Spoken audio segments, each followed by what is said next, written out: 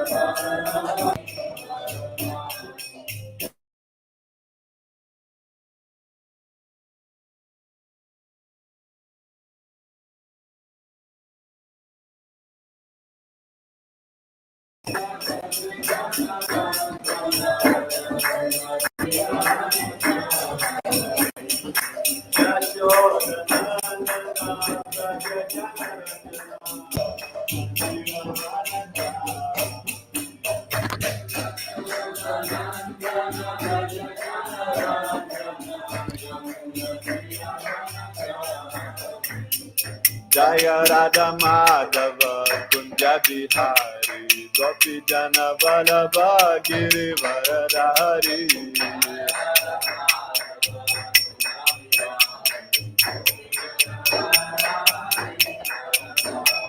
Jaya Radha Madhava Kunja Bihari Gopi Jana Vallabha Giri Varadhari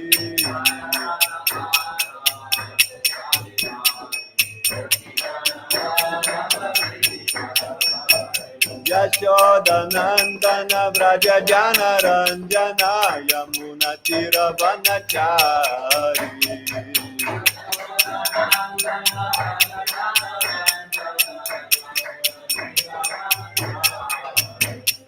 Yashoda Nandana Vraja Jana Ranjana Yamuna Tiravanachari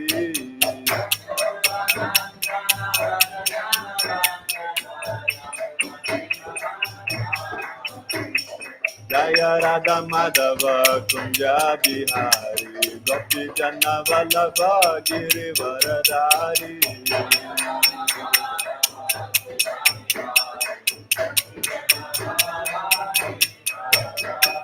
Jaya Radha Madhava Kunja Bihari Gopi Jana Vallabha Giri Varadhari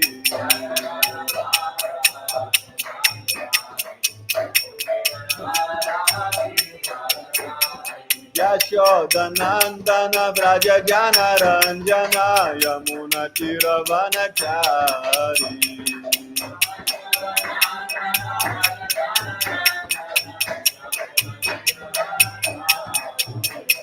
Yashoda Nandana Vraja Jana Ranjana Yamuna Tiravanachari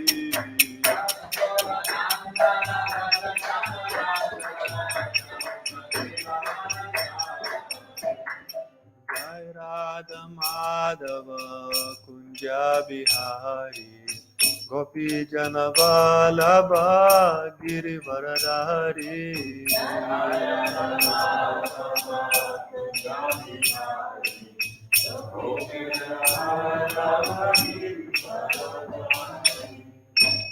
Srila Prabhupada ki jai, Srimad Bhagavatam ki jai, Nitai Gaura Premanande. Haribol.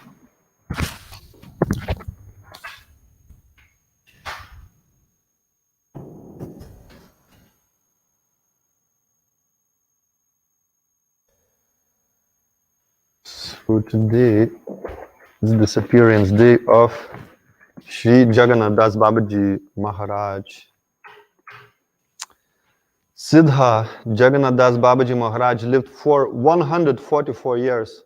He took Diksha from Sri Madhusudan Das Babaji and did bhajan for many years at Surya Kund in Vrindavan.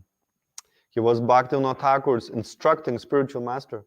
When Bhaktivinoda Thakur discovered Lord Chaitanya's birthplace, Jagannath Das Babaji was 142 years old and couldn't see or walk. To confirm his findings, Bhaktivinoda Thakur requested Jagannath Das Babaji to see the place. Intoxicated with Gauranga Prema, Jagannath Das Babaji leaped high in the air and began chanting and dancing at the discovery of Sri Chaitanya Mahaprabhu's yoga pit. At 120 years old, his body appeared bent like a semicircle. Standing on either side, two disciples would lift his droopy eyelids so he could offer Tulasi Manjaris to his deity of Shri Giriraj Govardhan. His Vrajvasi servant Bihari used to carry him on his shoulders, since Jagannath Das Babaji could barely walk. But whenever there was Nam Kirtan, Jagannath Das Babaji would bolt out of his basket and leap 4 feet into the air. In great ecstasy, he would sing and dance. Once he begged a roti from a Vrindavan street sweeper. The leading men of Vrindavan were worried that people would criticize him for breaking social traditions. Jagannath Das Babaji told them, "Don't you know the importance of the dust of Vrindavan? It is so surcharged with Krishna Prema that even Lord Brahma desires to become a particle of Raj, dust of Vrindavan.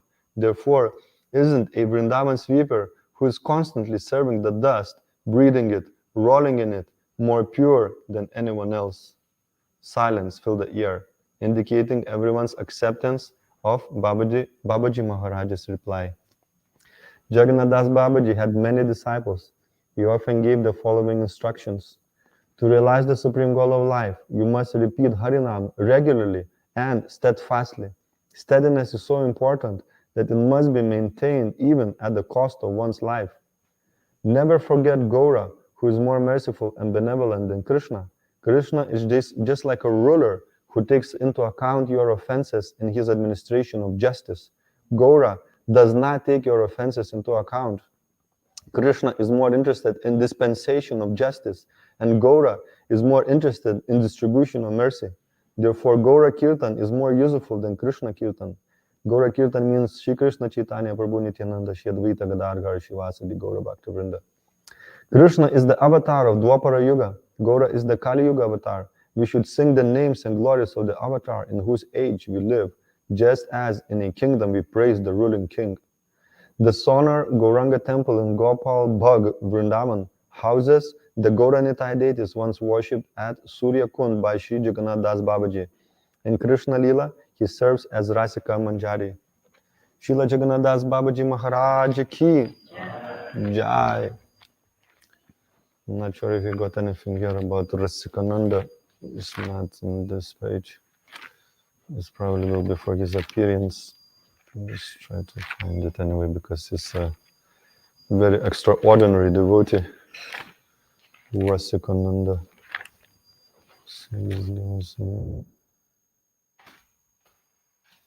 Oh yeah, so here it is. Sri Rasikananda Prabhu, Rasika Murari, appeared as the son of a king.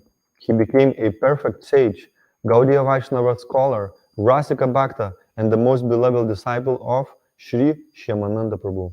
On Shyamananda Prabhu's order, Rasikananda became the head pujari and served his guru's deity of Govindaji with total dedication. His attentive loving service increased Govindaji's beauty and pleasure. Rasika Murari enchanted the devotees with his unprecedented deity service. After firmly establishing Govindaji's worship, he accepted Shyamananda's order to preach. He traveled widely for 40 years, influencing everyone with the message of Sri Chaitanya Mahaprabhu. Rasikananda delivered everyone from pious royal families to Muslims, outcasts, agnostics, atheists, and even wild animals. One time, some mad elephants attacked Rasikananda. Calmly, he chanted, Gauranga, Gauranga, Krishna, Krishna, while sprinkling water on the rampaging beasts. The elephants immediately stopped charging, humbly bowed their heads, raised their trunks, and bellowed, Hare Krishna, Hare Krishna. At the time of leaving his body, Rasikananda began a powerful kirtan. Then he left this world by entering into the Kshirachor Gopinath deity in Remuna, Orissa. Devastated in separation, his disciples dropped their mridangas, karatals, and their bodies. The Pushpa Samadhis of all these pure devotees stand next to the temple. Rasikananda Prabhu's Pushpa Samadhi stands next to Shyamananda Prabhu's near the temple of Radha Shyamasundar. Shri Rasikananda Prabhu ki jai. Nitai Gaura Premanandi.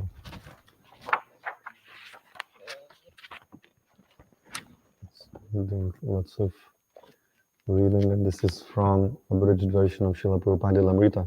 The 1950s proved very difficult years for Rabbi. He returned to Jhansi, but he had to leave his building when the governor's wife insisted that it be used for a ladies' club instead of the League of Devotees. Without a place to stay and with no real support, he left Jhansi, but not his plan to start a worldwide association of devotees. After moving to an ashram in Delhi and living for a while with some of his godbrothers, he was on his own again, a mendicant, staying from week to week in various temples or in the homes of whatever wealthy, pious people would receive him. In terms of food, clothing, and shelter, these were the most difficult times he had ever gone through. Since his childhood, he had always had proper food and good clothes, and there had been no question of where he would live. He had been the pet child of his father, and he had received special guidance and affection from Srila Bhaktisiddhanta Saraswati. But during the 1950s, Abai was alone. He spent his time writing and approaching donors to whom he preached Bhagavad Gita. His goal wasn't to find a permanent residence, but to print his transcendental literature and to establish a powerful movement for spreading Krishna consciousness. And for this, he needed money. So he was calling on wealthy men in their offices and homes, presenting his manuscripts and explaining his mission, but few responded. And when they did, the donation was usually only 5 or 10 rupees. Eventually, however, he collected enough to again print Back to Godhead. His Divine Grace Sri Bhaktivedanta Swami Prabhupada ki jai.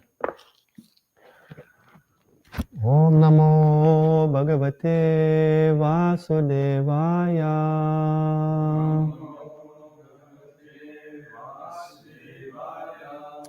Om Namo Bhagavate Vasudevaya.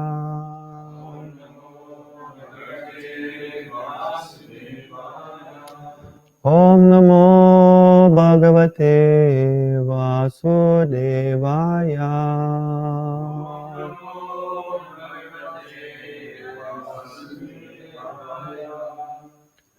Reading from Grantaraj Srimad Bhagavatam, 6th Canto, Chapter 1. Text 39. Katam svidriyate danda, katam svidriyate danda, kim vasya stanam ipsitam, kim vasya stanam ipsitam, dandya kim karina sarve, dandya kim karina sarve, aho svit katichin nrinam, aho svit katichin nrinam, katam svidridaye danda, kim vasyastanam ipsitam, dandya kim karina sarve, aho svit katichin nrinam, katam svidriyate danda, kim vasyastanam ipsitam, dandya kim karina sarve, aho svit katichin nrinam,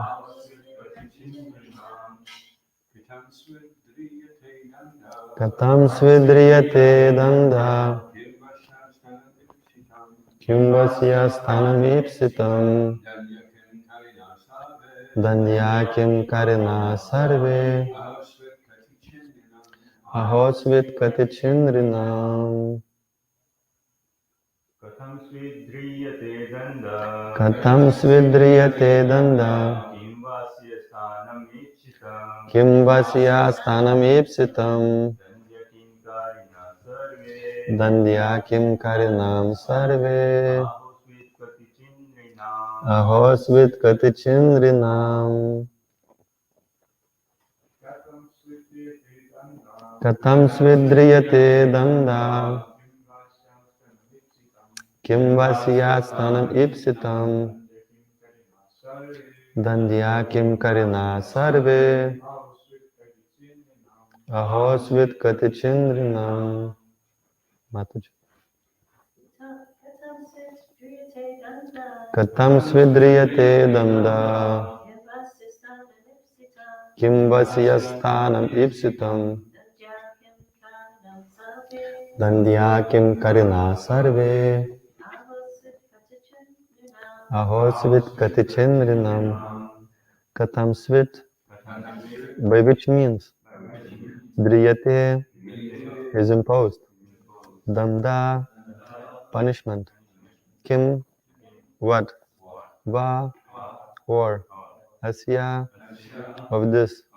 Sthanam, the place. Ipsitam, desirable.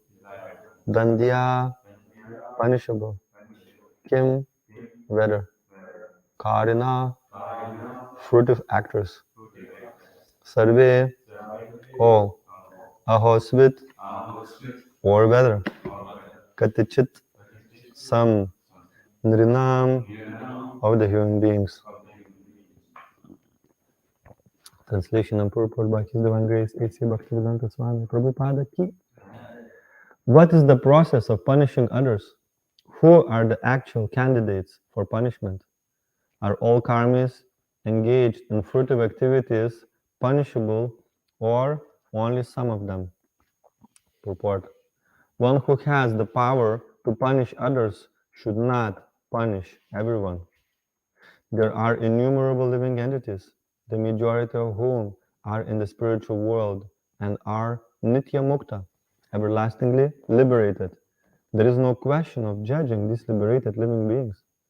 Only a small fraction of the living entities, perhaps 1/4, are in the material world. And the major portion of the living entities in the material world, out of 8 million of the 8,400,000 forms of life, are lower than human beings.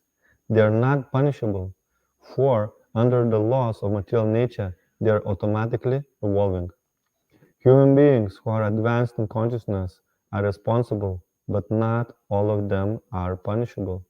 Those engaged in advanced pious activities are beyond punishment. Only those who engage in sinful activities are punishable. Therefore, the Vishnudutas particularly inquired about who is punishable and why Yamaraj has been designated to discriminate between who is punishable and who is not. Who is one to be judged? What is the basic principle of authority? These are the questions raised by the Vishnudutas. Om Agyanatimirandasya Gyananjana Shalakaya Chakshurun Militam Yena Tasmai Shri Gurave Namaha Shri Chaitanya Manodishtam Stapitam Yena Bhutale Swayam Pakadamayam Vandeham Shri Guru Shri Yutapada Kamalam Shri Guru Vaishnavamshcha Shri Rupam Sagrajatam Sahagana Raghunatam Vitam Tam Sajivam Sadvaitam Savadutam Parijana Sahitam Krishna Chaitanya Devam Shri Radha Krishna Padam Sahagana Lavita Shri Vishakam Vitamshcha He Krishna Karuna Sindhu Dina Bandhu Jagatpate Gopisha Gopika Kanta Radha Kanta Namostute Tapta Kanchana Gaurangi Radhe Vrindavaneshwari Vrishabhanu Sute Devi Pranamami Hari Priya Vanchakalpatarubhyascha Kripa Sindhubhya Evacha Patitanam Pavanebhyo Vaishnavebhyo Namo Namaha Jai Shri Krishna Chaitanya Prabhu Nityananda Shri Advaita Gadadhar Shri Vasadi Gaura Bhakta Vrinda Hare Krishna, Krishna Krishna, Hare Hare, Hare Rama, Rama Rama, Hare Hare. Mukam karoti vachalam pangum langayate girim, yat kripatamaham vande, shigurum dinataranam. Krishna.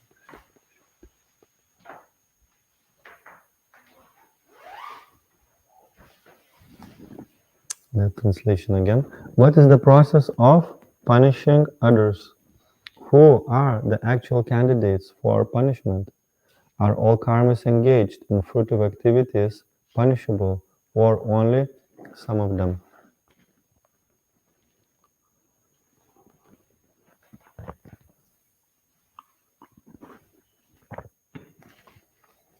So it's important to analyze why the punishment exists. It is described here that one who has power to punish others should not punish everyone. Sometimes you see in the world history, like a people, they get some power and they abuse that power to punish everyone, to establish their kind of power, that this is me who is the powerful, everybody should be in fear. But actually the power is meant to protect and to care for others, to give a protection and care. That is the right use of power. So it's not meant for punishing everyone. However, punishment is there, and sometimes we interpret the punishment in this kind of Western side of the world, because there is some philosophy that is going around, that you can be kind of punished forever. You do something wrong, then you have to be guilty and have to be punished and suffer sometimes for eternity, and never to be given another chance. And that is not the idea of punishment. Punishment means there is some rectification. There's some rectification and reinstatement after the punishment has been done. And the goal of the punishment is to put somebody back on the right track. It's not just that you have to now suffer forever and has to be guilty forever and you are bad. No, that what happens is actually is coming from the conditioning and material identification. We identify me as a soul, and the body and the mind is me. So if somebody is trying to punish and correct and etc., that means I am bad. But no, this description that is there in the Bhagavad Gita, that the soul is amazing. It's called an amazing verse.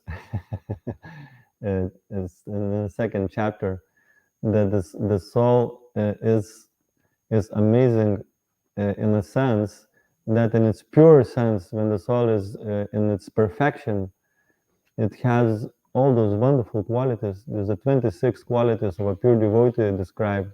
Also, a soul is got in minute quantity 50 out of 64 qualities of Krishna. So 64%, is it considered 64% of qualities that Krishna has, also soul has in its perfection. So the soul is wonderful, and is described that those who are nitya mukta, those who are eternally liberated souls, they're not to be judged. They're not to be judged. They're not to be punished. There is no question of judging these liberated living entities. Prabhupada says in a purport. So when reaches that perfection, there is no more question of punishment, because this is perfection. And of course, sometimes we also have an idea of what is perfection. It was Govinda Swami. He was saying when he, before he met Prabhupada, he heard how Prabhupada is perfect. And so he developed a certain idea, what the perfection means, because we all have a different idea what it means perfection and to be what means to be perfect. Maybe we have to dress in a certain way, or behave in a certain way. All sorts of ideas can be there. So we had a certain idea of what means perfection. So when we saw Srila Prabhupada for the first time, Prabhupada was doing something like his nose, like this, and then there's an Indian tradition, you take a dhoti and you sneeze, empty your nose into the dhoti. That's kind of Indian tradition.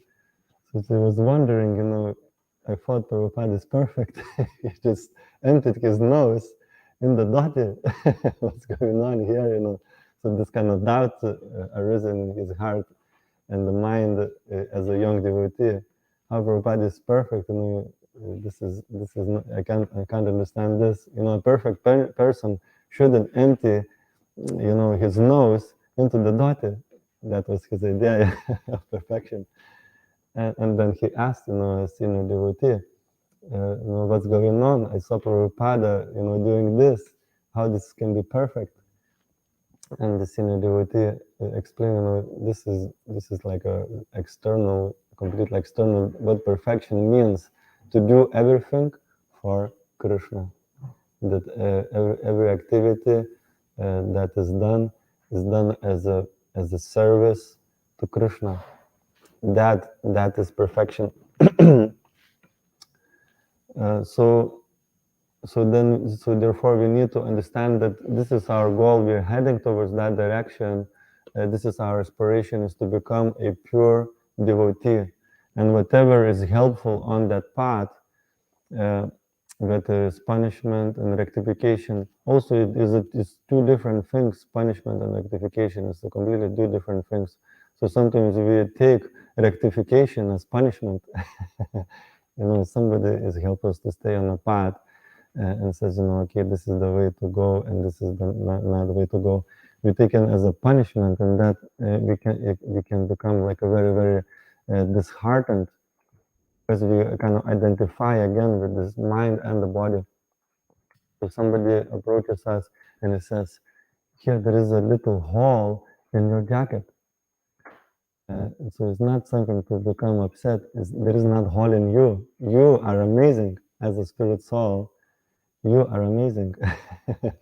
But there is a hole in your jacket.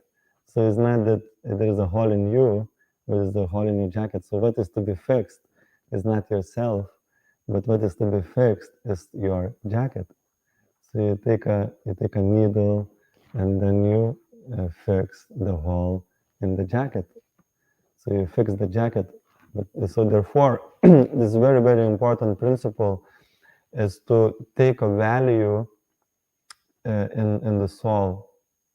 We tend to take our value in material world, in our prestige, in our abilities, in our kind of sense, take sense of worth, of how we good are at something. And this is the problem in the material world, because it emphasizes that your value is based on how you're performing materially. You're doing so many books, like some devotees become amazing book distributors, do like 100 books a day or something, and then one day you do 20. You go out there, you do 20. Like so devastating. I completely lost my sense of value. But there will be days like that. Krishna is purifying you and teaching you that your sense of value is not in how many books, but your sense of value. We are valuable independently of how we're performing materially. Of course, Prabhupada wanted the result because, we want to offer the best for Krishna.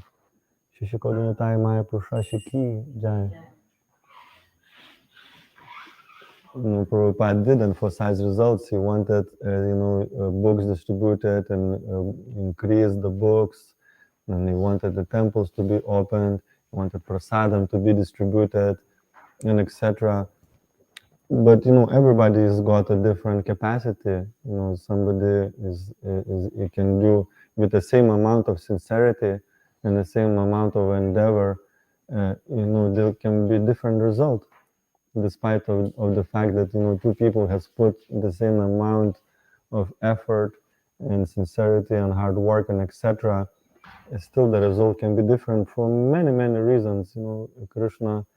There is external reasons, there is internal reasons, etc. And Prabhupada showed, that devotees are valuable despite of, the results, while he pushed and encouraged and emphasized the results in Krishna consciousness, but he valued devotees despite of the results, and sometimes they produce the results. And for example, like Bhaktisiddhanta Saraswati, Prabhupada would say that when a devotee would distribute one magazine, he was extremely pleased because, they went out, just as Vaisheshika Prabhu says, you go out there and you touch the pavement, and that is success because you actually sacrificed your time and energy. You could be doing something else.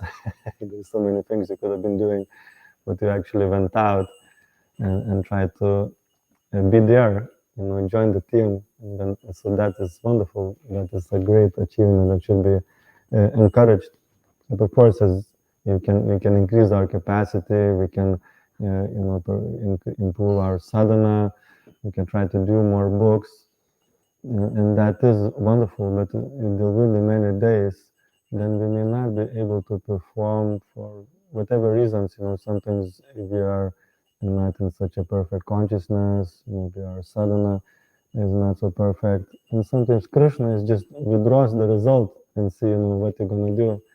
Like, have you just been doing this just because you are getting the result and certain recognition, and are you taking the value and worth of the self just in the external result, or are you still be able to be enthusiastic and encouraged to do service when you are don't seem to be performing as well, don't seem to be getting as great a result as you would like to, and etc. Will you still be enthusiastic and sincere to serve?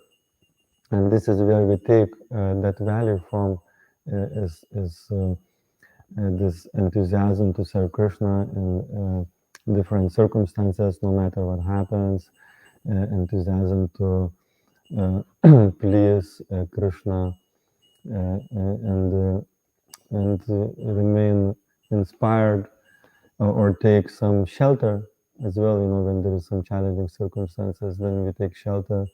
Take shelter of the holy name, take shelter of prasada, take shelter of service, or take shelter of preaching. Krishna manifests in so many different ways. Then we can take shelter. So now on this journey to this perfection, for living entity who is sinful in this material world, there is a difference between rectification, as I mentioned, that leads you to the perfection, and between punishment that comes from sinful activity. So here in material world, it has these two purposes. One purpose is to give the living entity who is forgotten Krishna opportunity for rectification and going back to Godhead. And another purpose is to fulfill certain desires, certain perverted desires that has become separated from Krishna. Living entity develop many desires that are outside of this realm of Krishna consciousness. So with fulfillment of that desires comes a certain pleasure, but also if you do it in a wrong way, there will be a certain amount of punishment. It's considered a sinful activity when you try to fulfill your desires at the expense of others in terms of exploitation or causing suffering or misery, etc. And this responsibility comes for the human being. Animals, they just suffering their karma, as it says in the purport. these 8 million species of living entities in an animal body, they are just going through their evolutionary cycle. They are just experiencing results of their karma, but they are not being. I mean, it is in one sense it is a punishment to be in an animal's body, but you're not creating a new karma. You're just going, kind of clearing your karma from reaching for whatever karma you did to become an animal, and now you're just working your way up. You're not creating a new karma anymore. And in the heavenly planets, they are enjoying their good karma. So this sense of responsibility that is there in the material world is in the middle planetary systems that we are situated.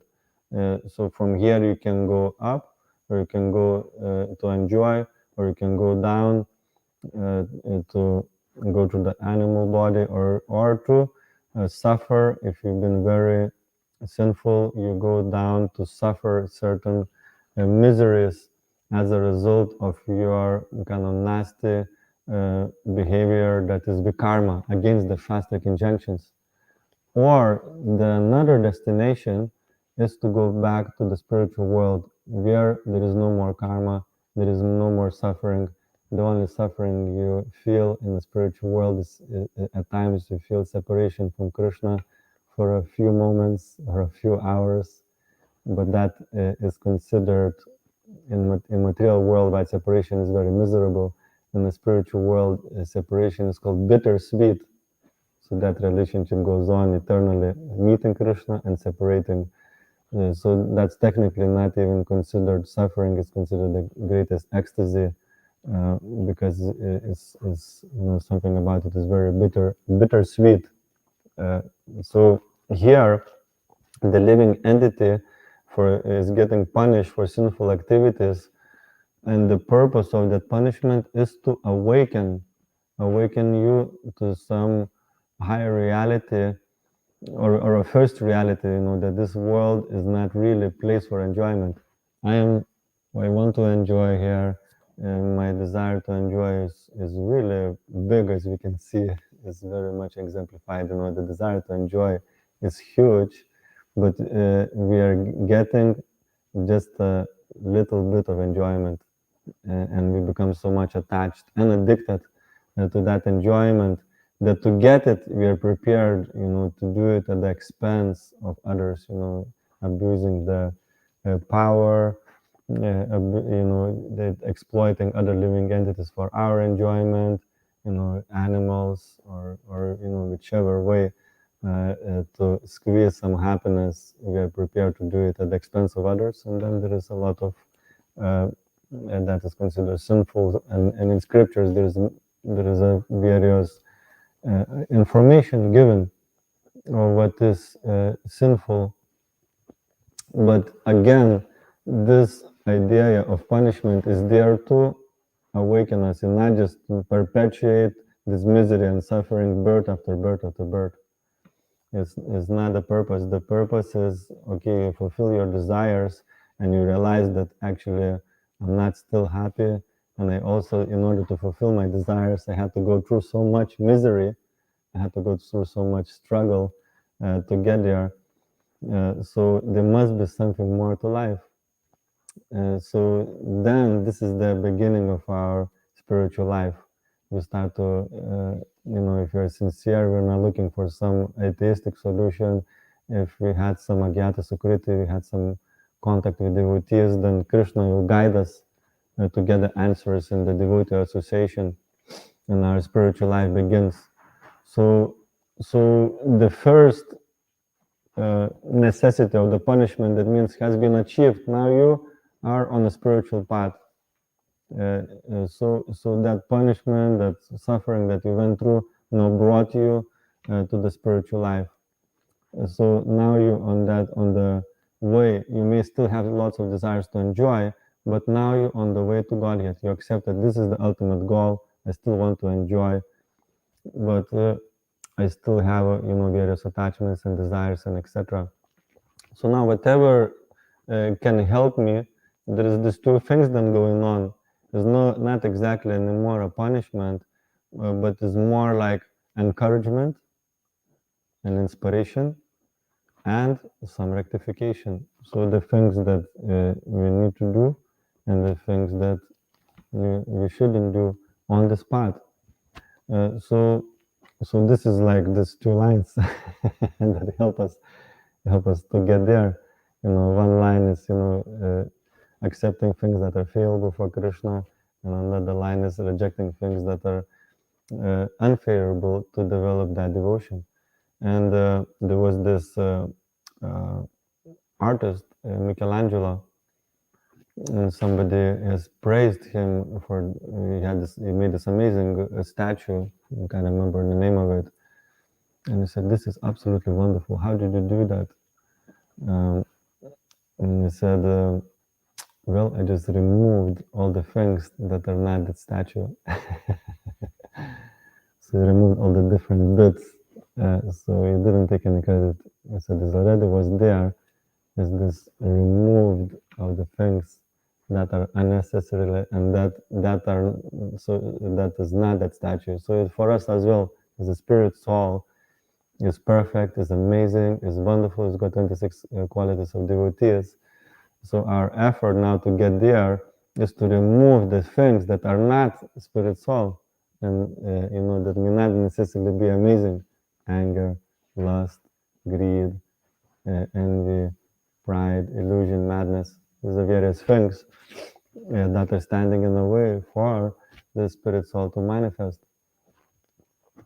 So there will be some encouragement of this on this path, and there will be some rectification, and both are necessary, both are important and helpful and useful on our path to perfection, or our path to become Nitya Mukta, everlastingly liberated.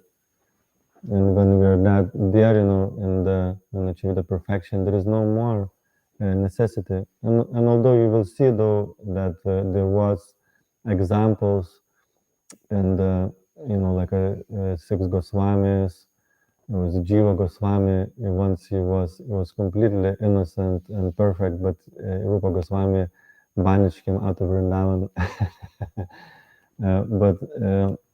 So these kind of things exist there, then to set an example, to see how humble Jiva Goswami was. He just accepted, even though it was completely faultless. So sometimes we may be faultless, we haven't done anything wrong, and sometimes we can be punished as well for that. But are we always faultless? There may be some other occasions when we did something and nobody said anything to us. So sometimes we're getting a little bit of karma from the other times when nobody rectified us, and then we can rectify, innocently, maybe innocent, and we still get it. But we can get and set an example then for others that okay, I'm actually willing to learn. I'm enthusiastic. I want to achieve that perfection. So I'm gonna fix that hole in the jacket. So then the jacket is nice, and the soul is already perfect. It's just we need to fix the jacket so that it's suitable or servicing Krishna. And also, if there is a hole in the jacket, what happens in the winter? It's freezing. And you think, why are you pointing out the hole in the jacket? But actually, when the winter comes, you will be freezing and you'll be regretting, why I didn't fix this hole. So that means it's a help for the future. It's a help for the future. You should be very grateful, because now we may think, okay, it's the summertime. What's the big problem with the hole? I'm not cold, but there will be some time in the future when you will be very grateful. Actually, that the hole has been fixed, and the winter has came, and I am warm. I think, okay, now I realize what was the reason for fixing the hole. It's not always a summertime, and the living is easy, but there is also a winter time, and when the winter comes, you want to have as little holes as possible in your jacket. You want to have as little holes as possible in your shoes. When you go into the garden, You don't want to have a halt because it's going to get wet and freezing, you get sick. So it is actually protection, as we spoke, use of power is two reasons. One is for protection, and one is for care. So protection and care is just the two different sides of the same coin. So somebody may seem to be like, and even punishment is also a care, rectification is care. So we need to see that motivation behind us. So if you fix your holes in the shoes and a jacket, put a hat on, and then in the winter you're like warm and happy. Here comes, you're blissful, there's no problem. That's why we need to see these things that is actually is an expression of love, care. So are there any questions or comments on this? Yes. Prana Prabhu was 1 millisecond earlier before Dakshida.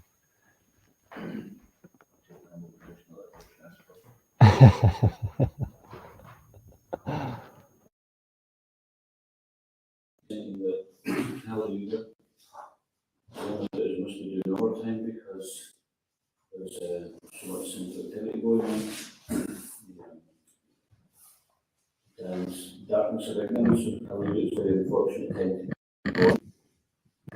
So it seems like busy time for them to do this. And maybe a lot of people don't have much hope in hallelujah. I wonder if you could maybe say something about that. Seems like was it part of having hallelujah? Everybody's going to get a hard time. Thank you. It's interesting, Radha Swami tells this pastime.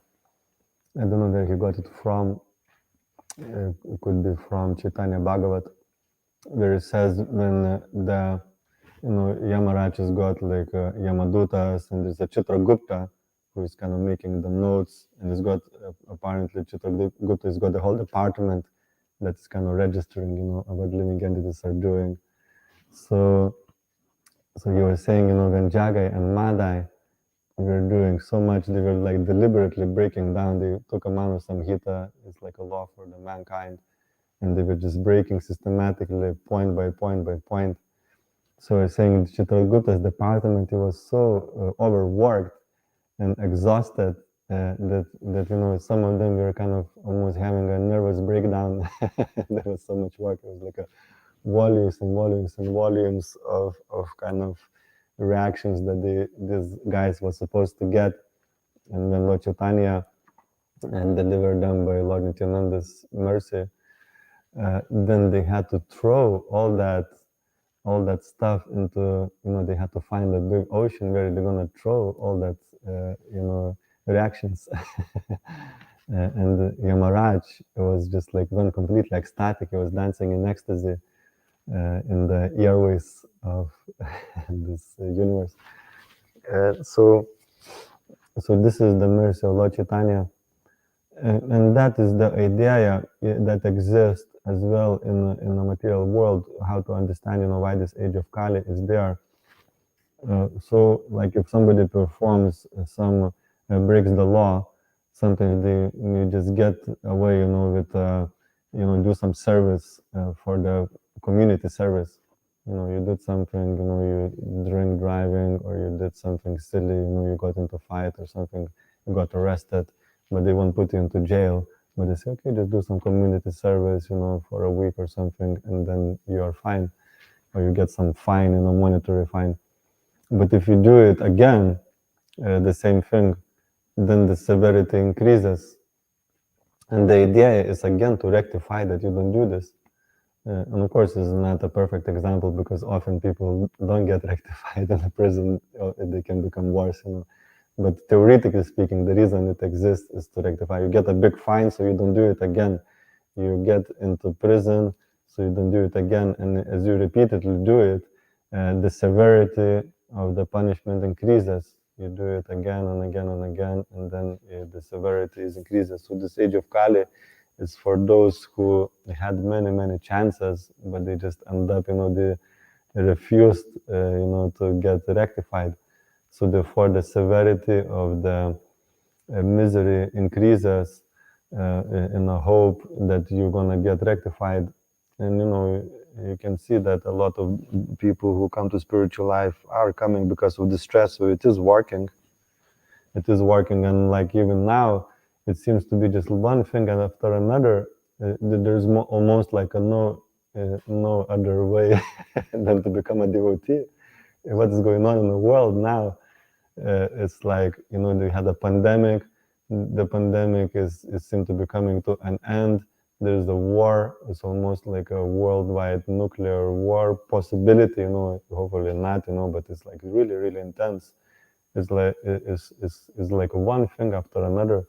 You have to get into spiritual life just to cope with all this, to make sense of all this, what is going on, and to be able to handle it as a normal human being. At least you have to look into meditation or something, to handle it. But technically speaking, only spiritual solution is it can work to give you understanding what is actually going on. Yes, ma'am. Yeah, just maybe add to that answer. Thank you. There's a verse from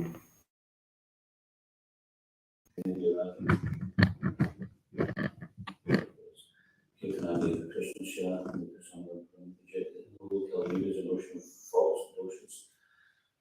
It's wonderful to simplify Kirtan by chanting one of the Lord one is promoted to the spiritual world. And some devotees, including Rupa Swami and others, say that Kali Yuga is the most auspicious age. Because simply by chanting the holy names, go back to Godhead. It's a very short lifetime, and regardless of whatever faults may be there, if one chants, then one is promoted to the kingdom of God. So, in one sense, it seems like it's a very inauspicious age. Therefore, Lord Chaitanya, the most excellent incarnation, has got a very easy way out of this disaster zone. The bigger is the sickness, the more powerful medicine you need. So it is so powerful that despite no matter what is our condition, so therefore we should never get discouraged.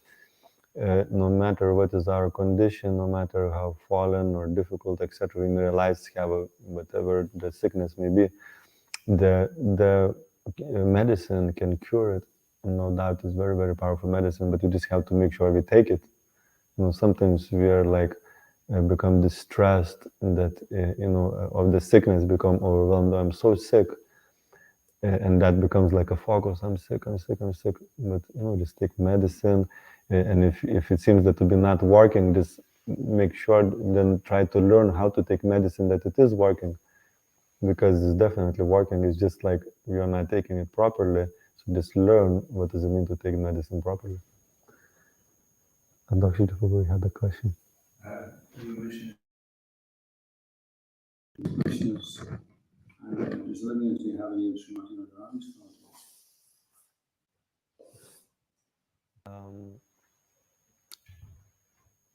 Well, in the spiritual world, Srimati Radharani has many assistants who, some of them are expansions and some of them are eternally liberated souls, that share some of those qualities. So stop here. Srila Prabhupada ki jai, Grantaraj Srimad Bhagavatam ki jai, Nitai Gaura Premanande, Gaura Bhakta Vrinda ki jai.